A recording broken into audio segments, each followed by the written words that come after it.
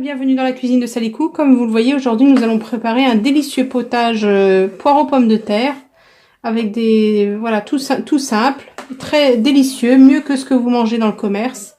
Si vous êtes intéressé, procédons tout de suite à la recette. Yallah bismillah. Pour préparer ce délicieux potage de poireaux pommes de terre, on aura besoin de 3 poireaux comme ça, donc que j'ai lavé, donc j'ai nettoyé. Vous coupez les bouts.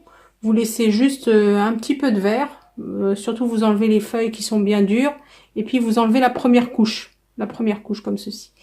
Ensuite un oignon qu'on va couper en lamelles, 3-4 pommes de terre, du fromage fondu, du sel, du poivre et des herbes de Provence, et de l'huile d'olive.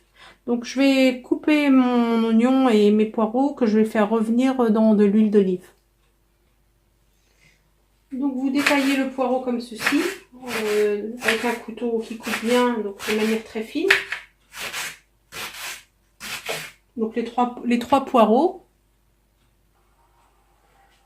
Donc dans un grand faitout, vous mettez de l'huile d'olive. Ou si vous n'aimez pas la cuisine à l'huile d'olive, vous mettez du beurre. Et on va faire revenir l'oignon et les poireaux, comme ceci, vous voyez. On va les faire revenir jusqu'à les faire cuire un petit peu.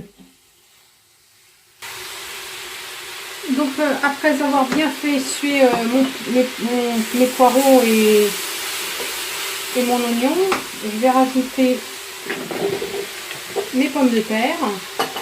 Pendant que je faisais suer mon poireau, donc pendant 5 minutes environ, j'ai mis 1,5 litre d'eau à bouillir. Donc je vais rajouter